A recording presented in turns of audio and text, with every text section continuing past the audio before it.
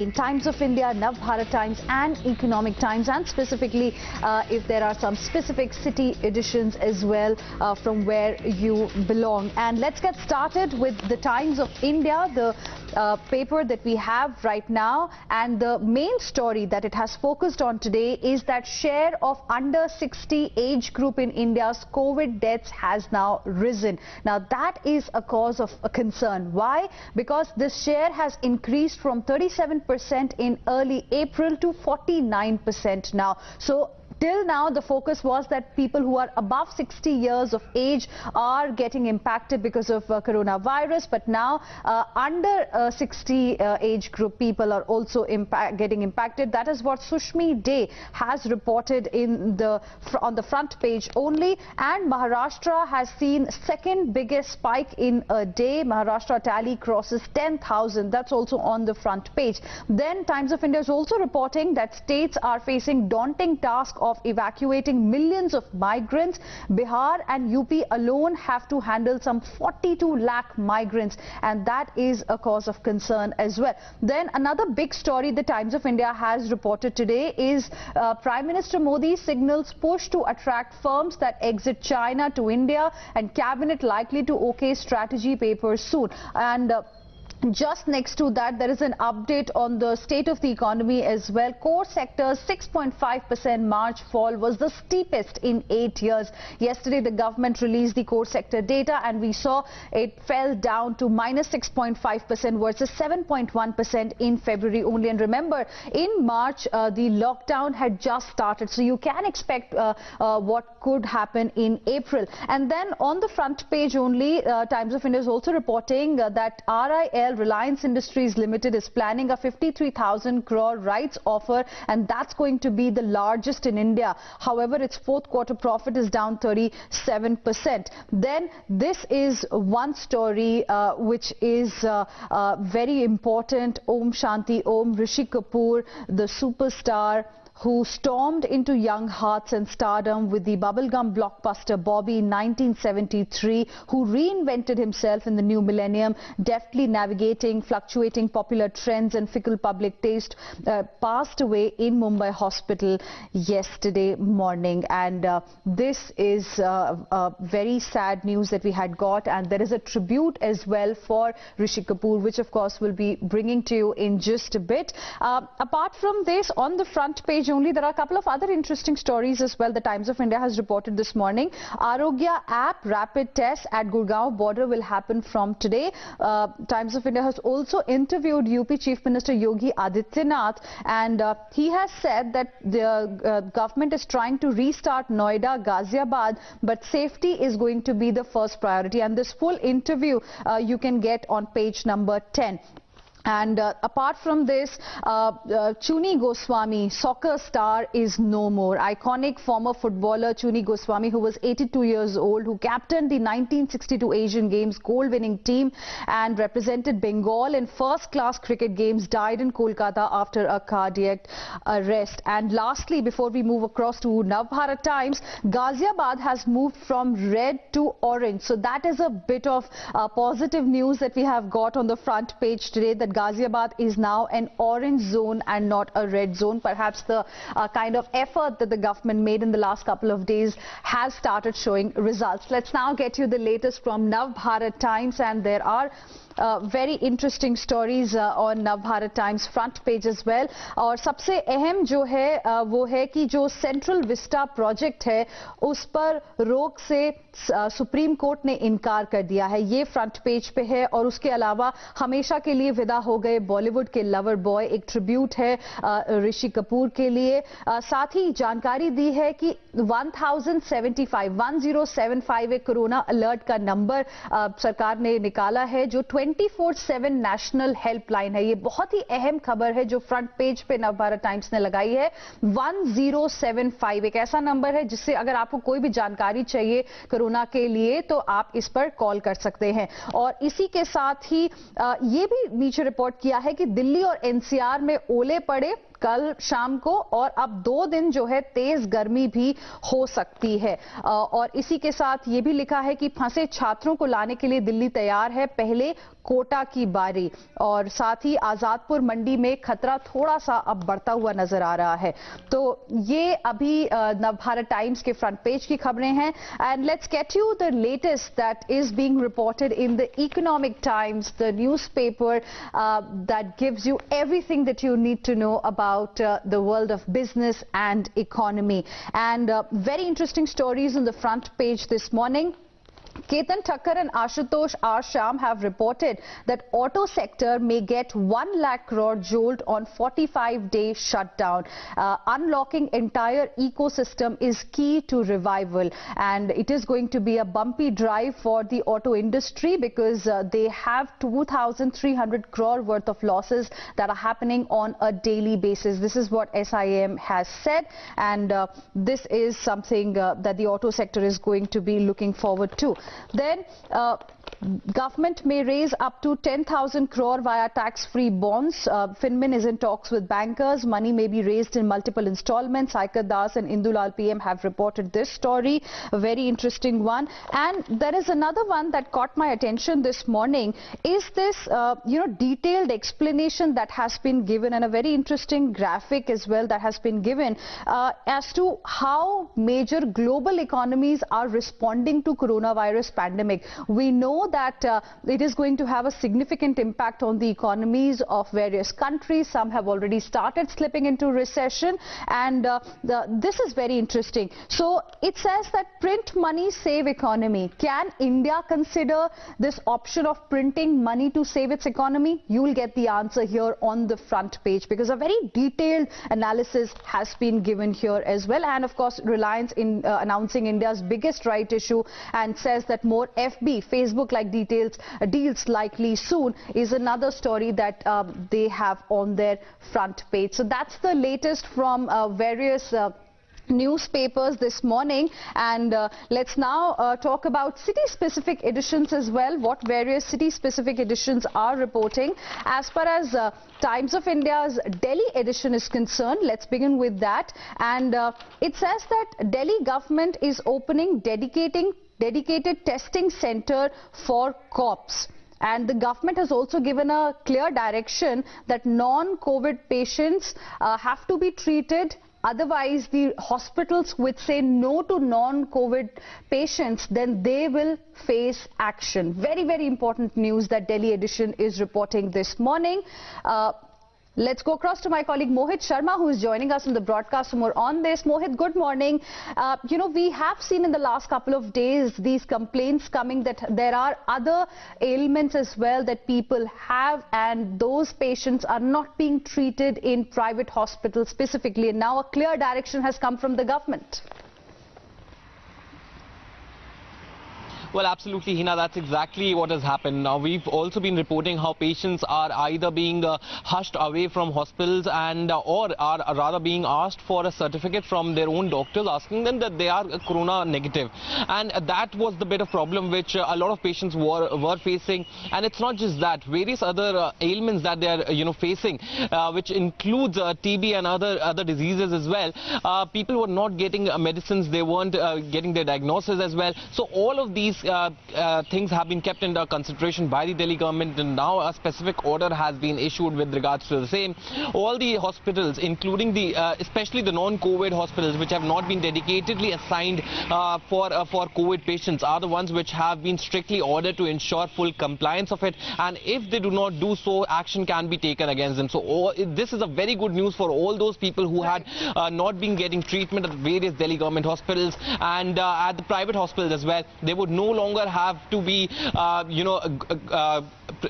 they would essentially no longer have to come out and produce that certificate of them being corona negative, and they would get full treatment which they were getting at other hospitals. All right. Thank you, Mohit, for the moment, for joining us with all of those details. In fact, there is one more story from Delhi edition only. I want to just quickly highlight for our viewers. It's on the 4th page, and it talks about that how the month of April this time in Delhi was warmer, wasn't as warm as usual. Usually there are a couple of days in the month of April when the temperature goes beyond 40 degrees Celsius only in the month of April. But this time it remained quite pleasant. It has broken several records as well. And there is a very nice graphic that they have put out on the 4th page. It says that the 19 out of 30 days Delhi witnessed below normal temperature, and there was only one day when in fact temperature was the highest at 40.1 degrees, and that was on 16th of April. And we can expect some rain from 3rd to 6th of May is something that they are reporting as well. So important piece of information for the people of Delhi there. Let's now talk about the city edition of Kolkata, and what they are leading with today is the COVID toll of Kolkata that has now jumped, or COVID toll of West Bengal that has now jumped to 33 as panel revisits files. Let's go across to my colleague Tamal Saha, who is joining us in the broadcast for more on this. Tamal, good morning. Now, there is a bit of confusion about the death toll figures emerging from West Bengal. Could you just explain to us a little bit?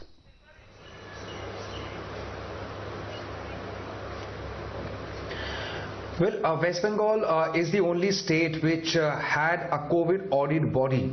Now, this COVID audit body was given the task of finding out the actual cause of death of a patient, whether the death can be attributed to COVID or to comorbidity. In the past 1 week, we had seen there had been a massive jump.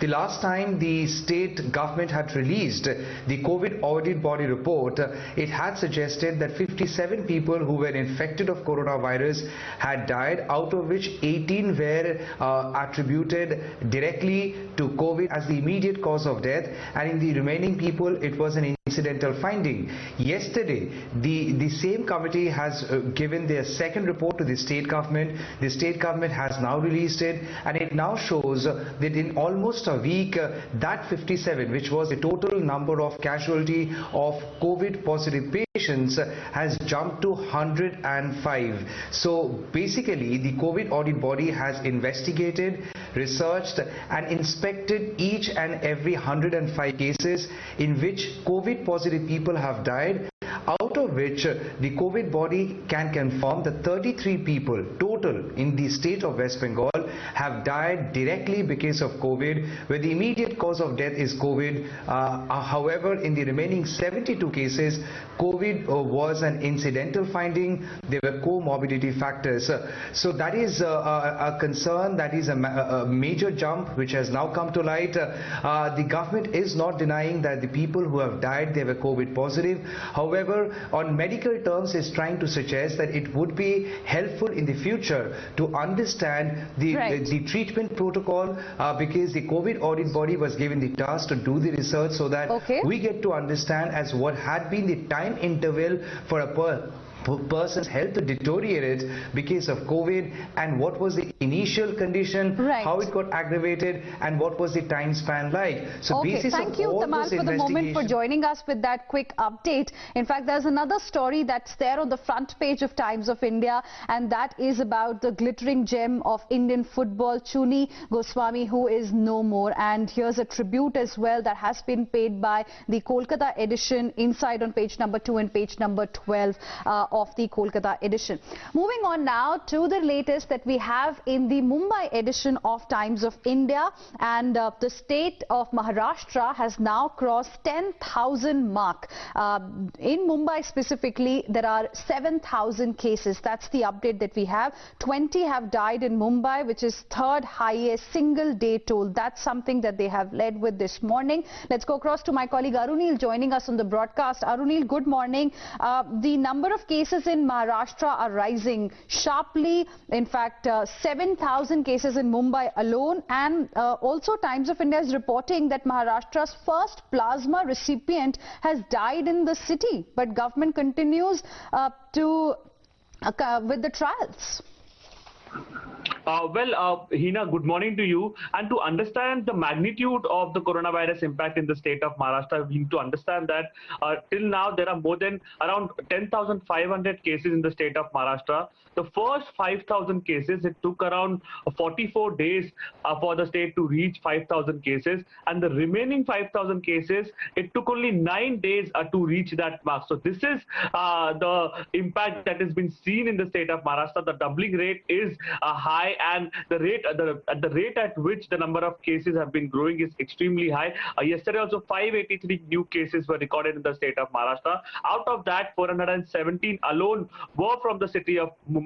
20 deaths from the financial capital, which was the third highest spike in Mumbai. The last 2 days saw deaths of around more than 25 deaths were recorded in the last 2 days. In fact, yesterday and day before that. So yes, the cases have been rising. In fact, the number of containment zones in the city of Mumbai are 1,100 now, more than 1,100, and more than 50% of those containment zones are in slum areas. So this basically reflects that the problem areas in the city of Mumbai, where majority of the disease is spreading, are the slum areas, be it Dharavi, Slum Govandi, areas Malwani. continue to remain a big concern for Mumbai. Thank you, Arunil, for the moment, for joining us with all of those details. Moving on now to the Chennai edition of Times of India, and here also they have talked about how the number of cases are rising sharply on a daily basis. Shabir, my colleague, is joining us on the broadcast for more on this. Shilpa, I believe, is joining us right now from Chennai. Shilpa, good morning.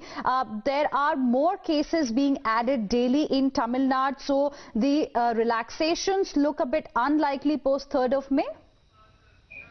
Well, that's just Hina. The number of cases are going up in Tamil Nadu. Yesterday, the state witnessed the biggest spike in number of COVID-19 cases. And so far, Tamil Nadu has recorded more than 2,300 cases of coronavirus. And yesterday, the Chief Minister, of course, had a meeting with the medical expert committee. He's been holding a series of meetings with expert committees to make a decision as to whether the lockdown needs to be extended in Tamil Nadu. And yesterday, he, of course, held that meeting with the medical expert committee, where they've recommended that a complete relaxation of the lockdown in one go will not be possible. It has to be done in a phased manner. And they've also said that this virus is not going to go away in a few days. It's going to be here for a long time, and therefore we need to adapt to some of these changes, such as social distancing, maintaining hand hygiene, wearing of masks. Have to be continued. And they also said that certain restrictions like mass gatherings, all of that cannot be allowed at any All right, cost. Shilpa, thank you for the moment for joining us with all of those details. From Chennai, let's get you the latest as far as Bengaluru is concerned, and there are two very interesting stories. One, it says 6,000 industrial units open, many more are awaiting government nod as far as Karnataka is concerned. And second, state plans to open malls and liquor outlets from 4th of May. That could come as a good news for many in Karnataka. Imran joining us on the broadcast more on this. Imran, good morning. Give us more details. So malls, liquor outlets could open in Karnataka from 4th of May? Well, that's the Chief Minister said that it all depends on what the centre's guidelines will be after 4th May.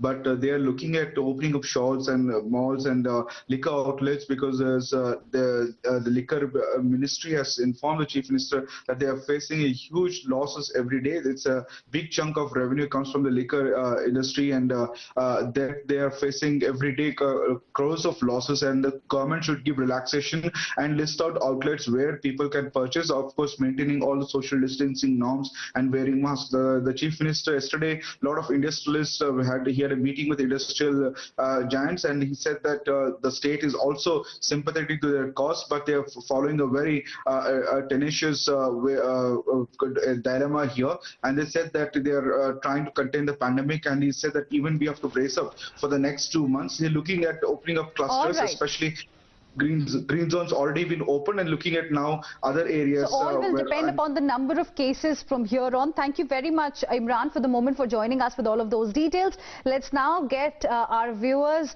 the latest from the news that we are getting from across the world. And Times of India is reporting that US toll has crossed Trump's 60,000 marker.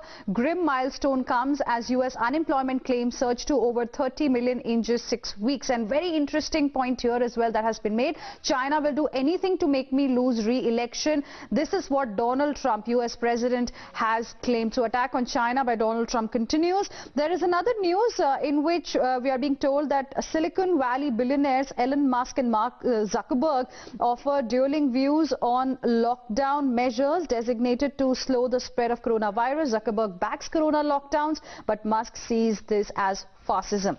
And news now from the world of sports. Final whistle for Chuni Goswami. Let's go across to my colleague Karishma joining us on the broadcast for more on this. Karishma, good morning. Could you just talk to us a little bit about Chuni Goswami and the legacy? Well, good morning, Hina. It is a sad day for the Indian sporting fraternity. Yesterday, we lost a legend of Indian football, of Indian sport, Chuni Goswami, Subimal Chuni Goswami, who was famously known by his nickname. And he was, an all-rounder in the real sense of the word, not just football. He excelled in cricket equally as much as he did in football. If we talk about his football career, he took the Indian football team to the gold in Asian Games in Jakarta.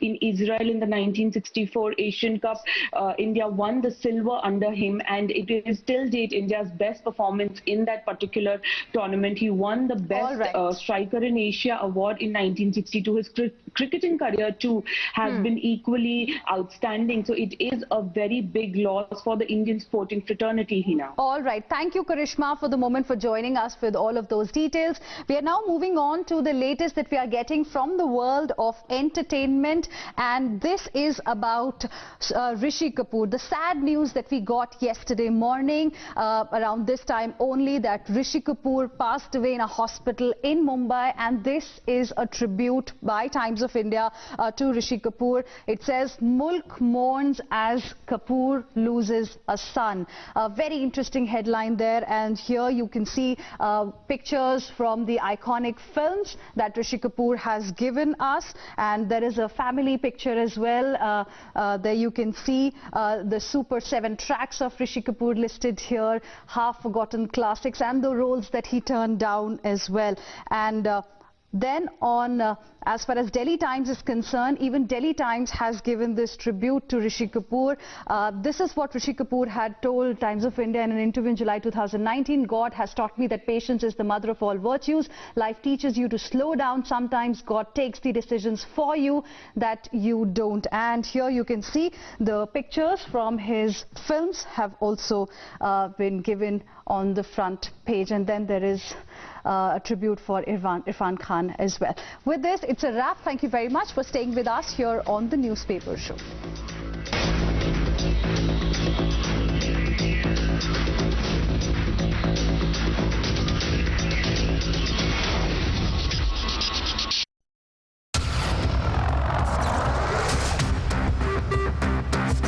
For me, news means to tell untold story to the viewers. In Maharashtra, everyone talks about Marathwada and drought and how it is affecting the farmers of Marathwada. But we at Mirror Now always go beyond the news and try to find out the new angle. We broke the story that how bogus fertilizer companies were making profit by selling the low-cost fertilizers. Now does everyone talk about using organic fertilizer to improve the quality of a crop? But we'll show you the reality because we are in one of the company in Jalna where organic fertilizer have been seized. We at Mirror Now always strive such hard-hitting and impactful stories for our viewers. I'm Mayuresh Patel reporting for Mirror Now. You first.